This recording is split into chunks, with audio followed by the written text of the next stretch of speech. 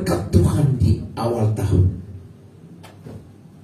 Jadi tidak ada kegelapannya. Sebab apa? Apabila Anda telah bangkit, menyadari tadi malam akui dong bersama Tuhan sendiri. Meskipun kami ini dua-dua adalah pendeta, tetapi kalau urusan perkara keselamatan, kami doa masing-masing. Apabila dia sudah melihat saya sudah di ruangan kerja saya dan berdoa, dia tidak ganggu. Dia juga berdoa di dalam kamar. Itu rahasia sampai pada tahun ini saya boleh memasuki usia 73 tahun. Itu karena selalu jujur kepada Tuhan. Sebab Tuhan baik, bahwasanya untuk selama-lamanya kasih setianya.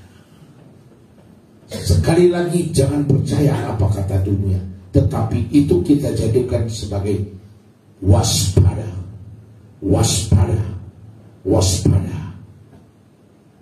Tetangga boleh mengalami krisis, kita resepsi. Mereka boleh mengalami resesi, tetapi kita apa? Resepsi. Banyak orang berkata BBM naik, tetapi kalau anak Tuhan berkata banyak berkat melimpah. Amin. Itu perbedaannya. Coba katakan di sebelahmu, engkau diberkati berlimpah-limpah tahun ini. Tepuk bahunya. Mungkin lagi bikin utang, mungkin sudah habis segala keuangan selama 1 tahun karena tadi malam otahuri ke Vivu. Saya lihat kemarin di toko-toko roti ahori kue bolu wakabak toko studian. Nah, mari kita melihat di dalam Bilangan 6 pernyataan Tuhan kepada Musa. Mari kita baca secara responsorial. Bilangan pasal 6 ayat 22. Ya, Bilangan pasal 6, ya. Saya ayat 22, Bapak Ibu Saudara, kepada ayat 23 dan seterusnya. Tuhan berfirman kepada Musa. Silakan. Berbicaralah kepada Harun dan anak-anaknya. Beginilah harus kamu memberkati orang Israel.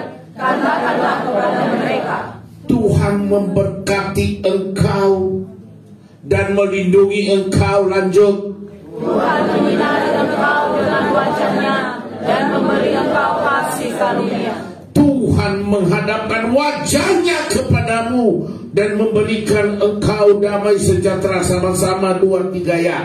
Demikianlah harus mereka meletakkan namaku atas orang Israel, maka aku akan memberkati kalian.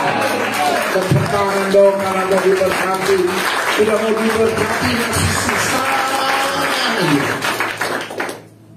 Tuhan berkata kepada Musa begini, berbicaralah kepada Harun dan anak-anaknya. Tuhan berkata kepada saya, berbicaralah kepada jemaatmu. Harus kamu memberkati, beginilah harus kamu memberkati orang Israel. Musa memberkati orang Israel melalui pernyataan Tuhan.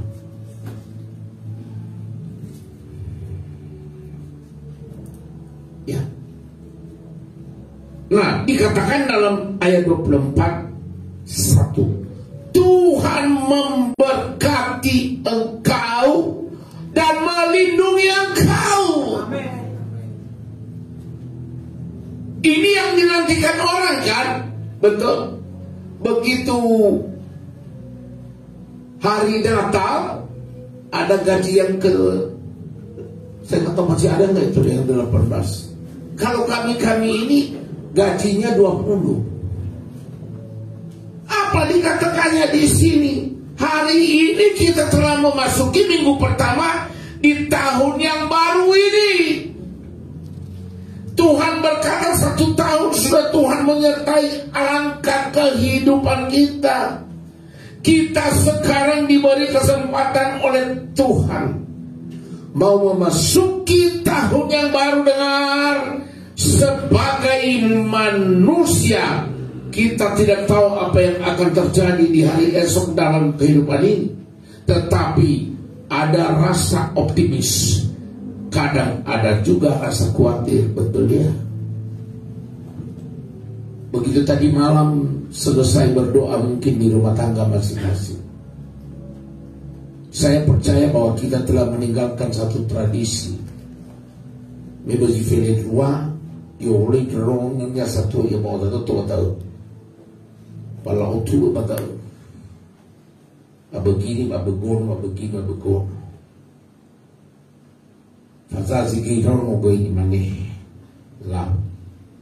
Iru kita tanggal tua, evaluasi.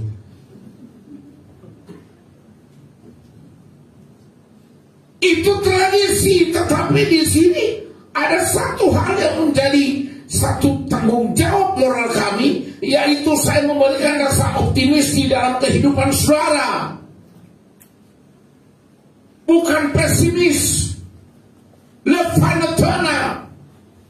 Kadang juga kita merasa khawatir memasuki hari esok atau tahun yang baru ini. Saudara dengar, begitu nanti sudah seminggu tahun baru, mulai kita memikirkan berapa pengeluaran dan berapa pemasukan. Tidak membuat kita untuk mengetahui apa yang terjadi di masa depan. Dapat membuat kita menjadi putus asa.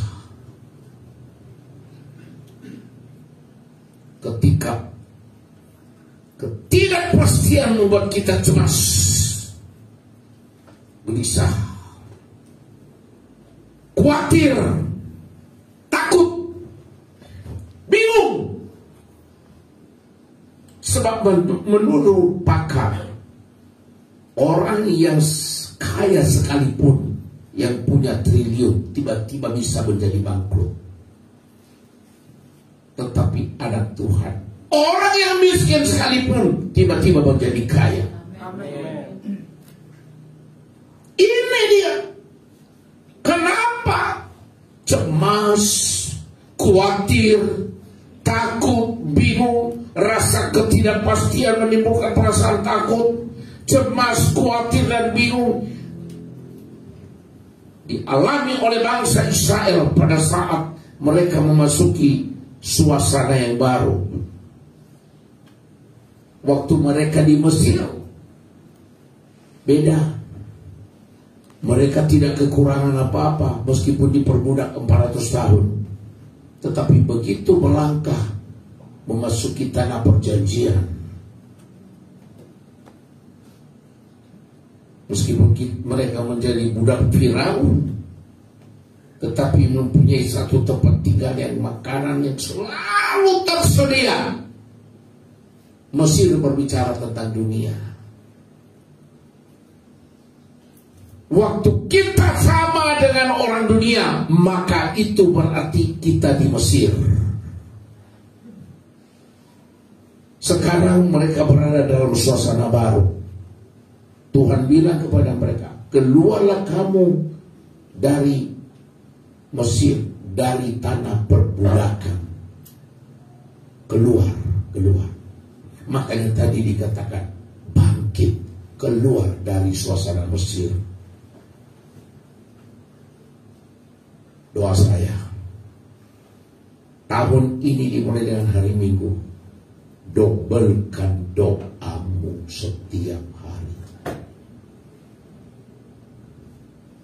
Ada firman yang berkata, yang menabur dengan meneteskan air mata akan pulang dengan bersorak-sorai.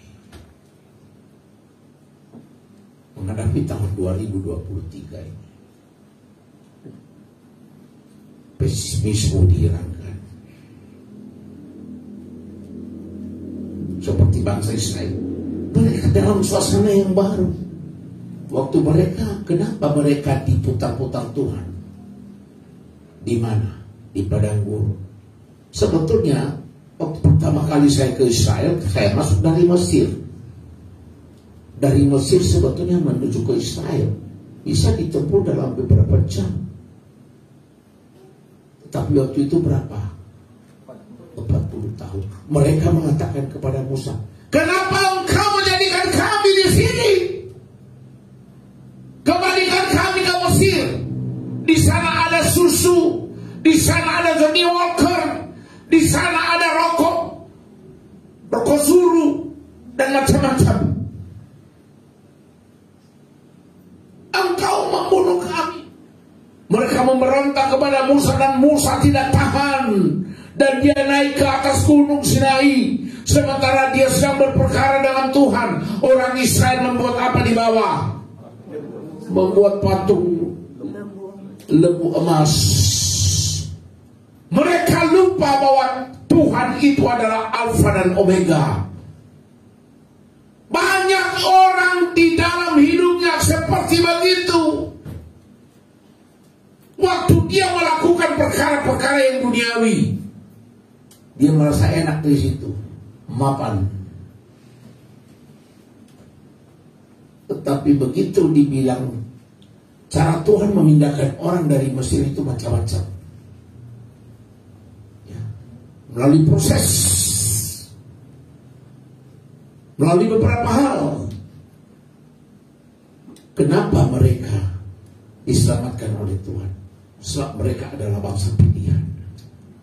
Dan kita adalah Israel rohani yang telah dipilih, dicangkokkan kepada batang yang sebenarnya. Sebetulnya kalau mereka itu dari dulu menerima Kristus, mereka tidak mengalami itu. Tetapi 40 tahun diputar-putar di padang gurun. Tetapi lihat, bacalah kitab Kejadian dan Keluaran. Selama 40 tahun, sepatu yang mereka pakai dari Mesir tidak ada yang rusak. Begitu nyata pemeliharaan Tuhan. Dan tiba-tiba karena mereka memberontak kepada Musa, tiap pagi Tuhan memberikan roti dari surga. Apa itu? Mana. Itu diberikan gratis. Makanya dikatakan generasi pertama yang berangkat dari Mesir tidak bisa sampai ke tanah perjanjian. Tetapi yang lahir di dalam perjalanan itu yang tebus sampai ke tanah Kanaan, di mana dikatakan oleh Tuhan, keluarlah kamu dari tanah Mesir, dari tempat perbudakan, dan menuju satu tempat yang berlimpah susu dan madu.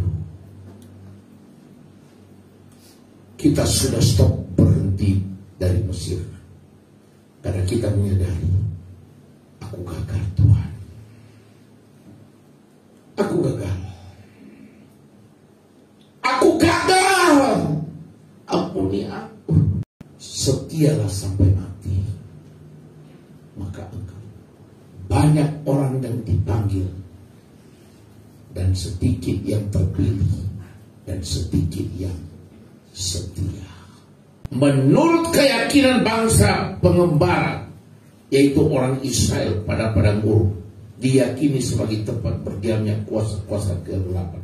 Selain itu, secara nyata kehidupan di padang gurun bukanlah hal yang mudah, tidak enak. Saya berapa kali dengan istri sering masuk di dalam padang gurun. Kami diuji,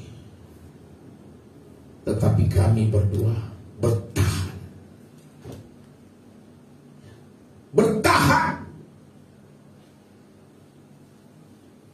Begitu lulus dari situ, Tuhan bukan membiarkan kami turun, tetapi naik.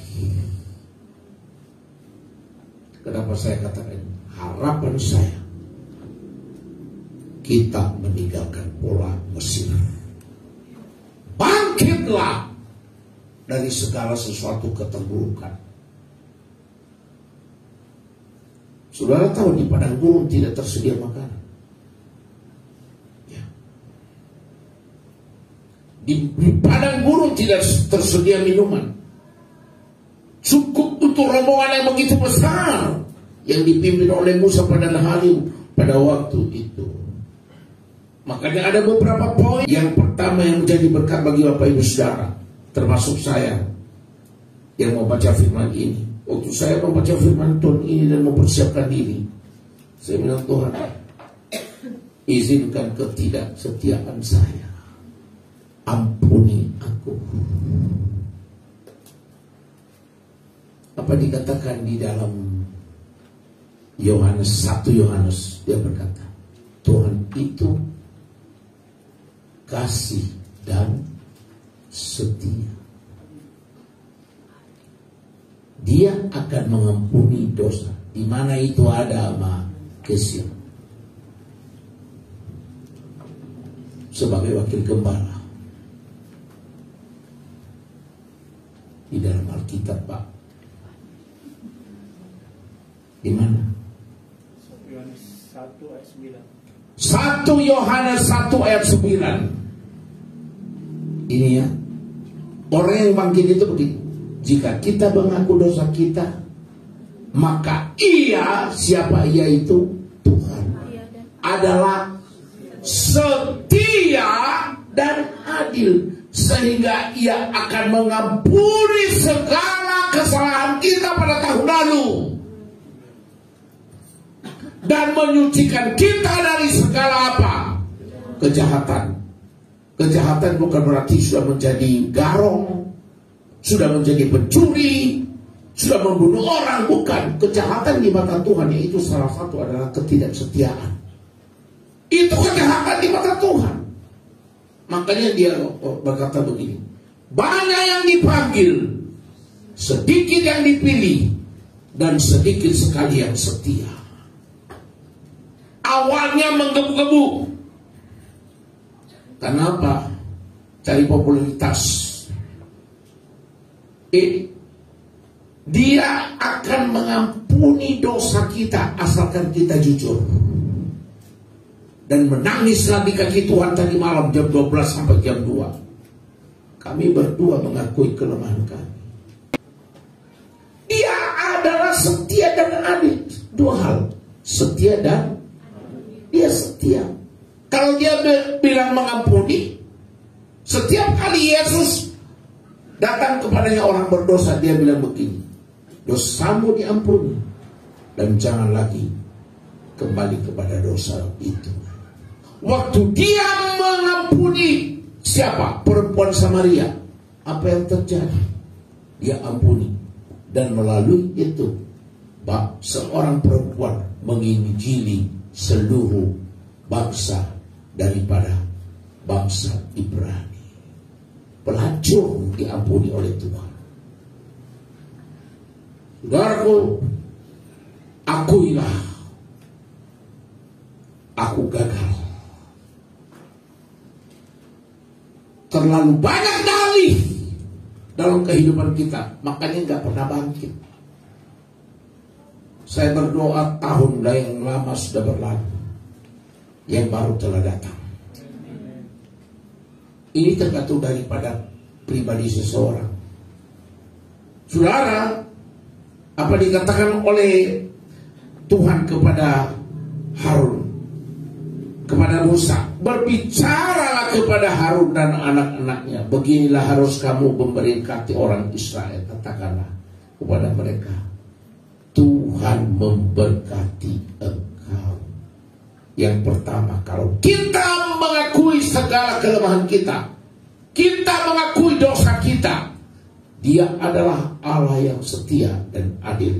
Maka apa ayat selanjutnya di dalam itu? Dia bilang, Tuhan memberkati engkau. Amin.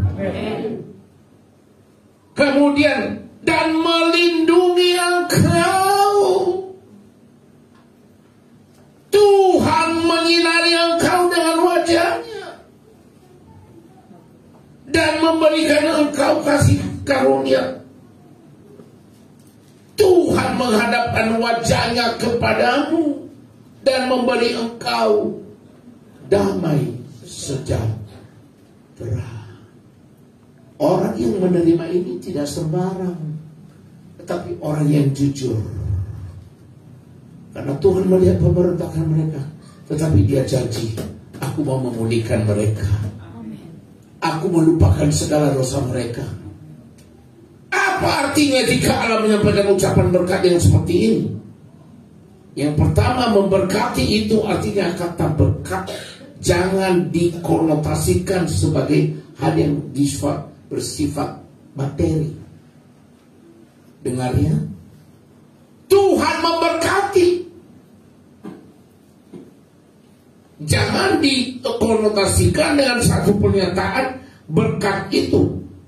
Umumnya kita memahami berkat itu emas, apalagi perak, apalagi deposito bertambah, apalagi makanan, pakaian, dan minuman. Tetapi sebenarnya berkat juga dapat berupa kemampuan dan keberanian yang Tuhan berikan pada kita pada saat menghadapi satu pergumulan. Itu berkat.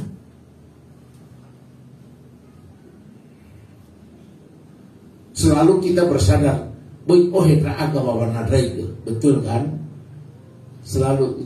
Tetapi kadang-kadang Tuhan mengizinkan itu. Ayub pada masa itu dikatakan dia adalah orang yang takut akan Tuhan, saleh, menjauhi kejahatan. Tetapi Tuhan memberkati dia berapa ekor unta, berapa ekor waduh. Orang terkaya pada waktu itu adalah Ayub. Tiba-tiba Tuhan memuji dia. Saudaraku, berkat artinya begini. Pada saat menghadapi suatu masalah, Tuhan caputan. Makanya dikatakan di dalam Roma 8 ayat 28. Apa katanya? Allah turut bekerja dalam segala sesuatu. Mendatangkan kebaikan bagi dia yang mengasihi. Kita tahu sekarang bahwa Allah turut bekerja dalam segala sesuatu untuk mendatangkan kebaikan bagi mereka yang mengasihi Dia. Ya. Ini yang pertama. Berkat itu bukan hanya berbicara tentang tiba-tiba banyak duit, tetapi kadang-kadang adalah melalui permasalahan kita pegang janji Tuhan. Makanya apa yang dikatakan oleh pujian ini, Kau tunjukkan kasih setiamu, Kau meneriakan lalu Kau setia, Kau kapan? Dulu, sekarang, dan selamanya. Kau tunjukkan kasih setiamu, Kau meneriakan Kau setia, Kau mulia. Katakan kepada Bapa,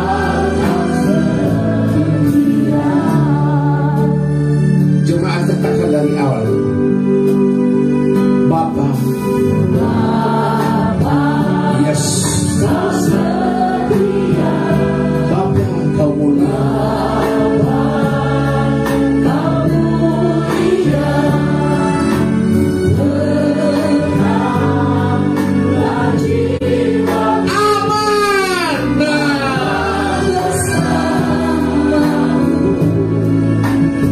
Lebih dari harta, luar biasa.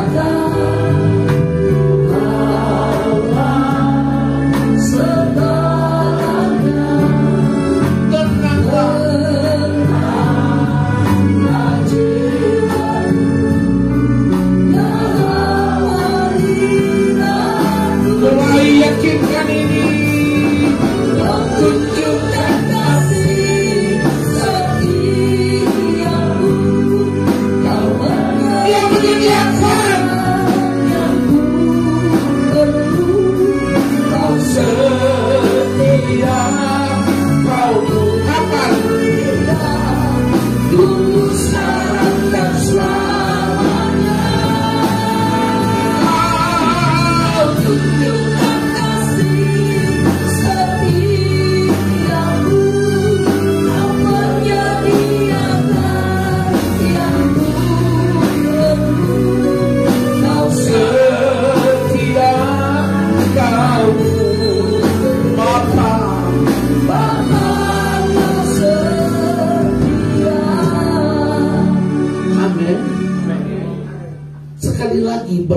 bukan hanya berbicara mencukupi segala sesuatu, tetapi kadang-kadang Tuhan menjadikan padang gurun bahwa Dia di tangan kanannya memegang engkau.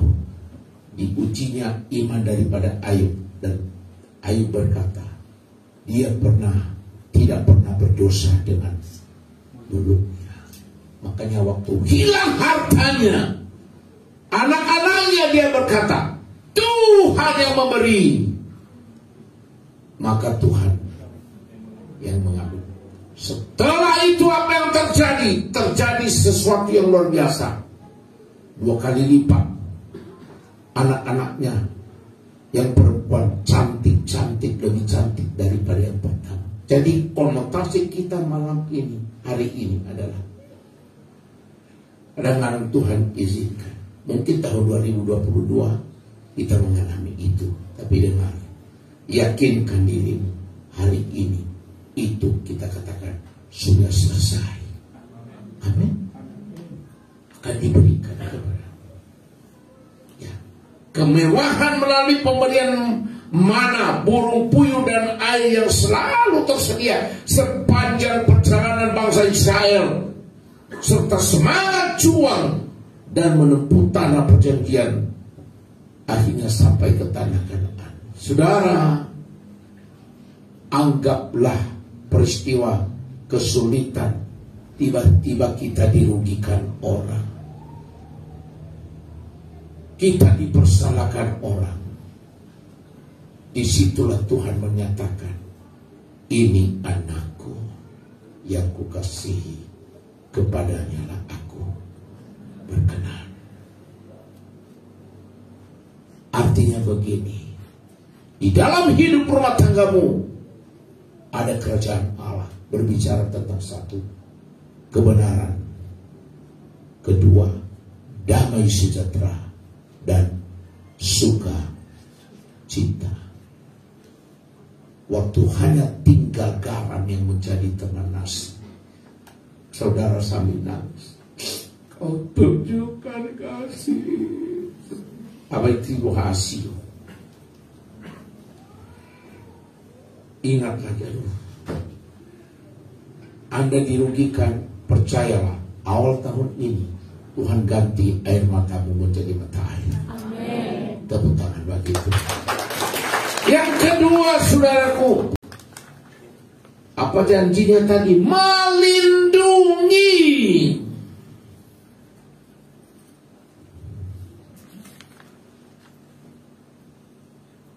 Sekali lagi, Tuhan tidak pernah menjanjikan kepada kita suatu kehidupan yang tanpa masalah. Bagaimana kita tahu bahwa Tuhan itu melindungi kita di waktu kita menghadapi problem? Amin.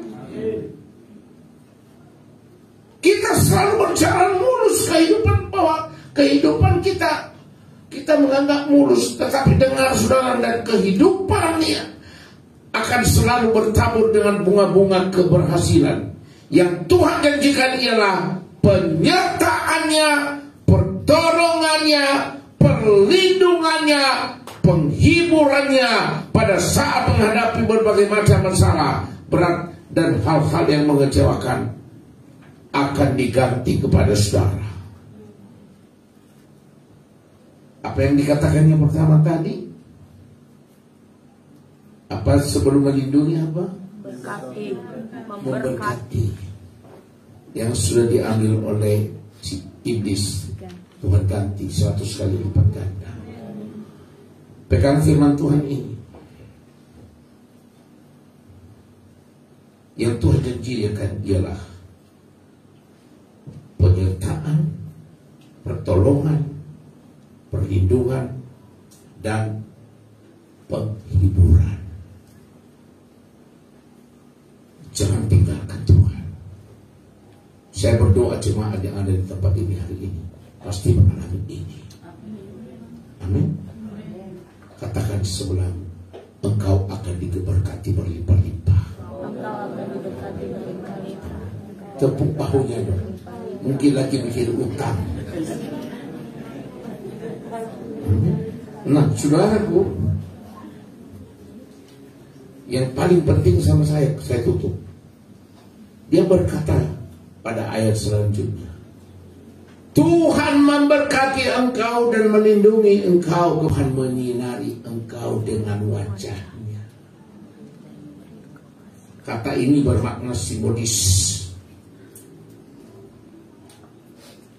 Hal yang paling ditakuti oleh umat Israel ialah Allah memalingkan wajahnya dari mereka. Saya bilang begini kepada Tuhan kalau saya doa, Tuhan, jangan palingkan wajahmu dari hidup kami. Saya rela kehilangan segalanya, tetapi jangan kehilangan wajahmu yang menyinari kami. Di waktu Dia menyinari kita, Allah tidak akan mengalihkan wajahnya apapun, tetapi Dia sedang memuji saudara dan saya. Kami jujur kepada saudara. Kami hampir 40 tahun pelayanan. Gelombang kehidupan sering Tuhan izinkan.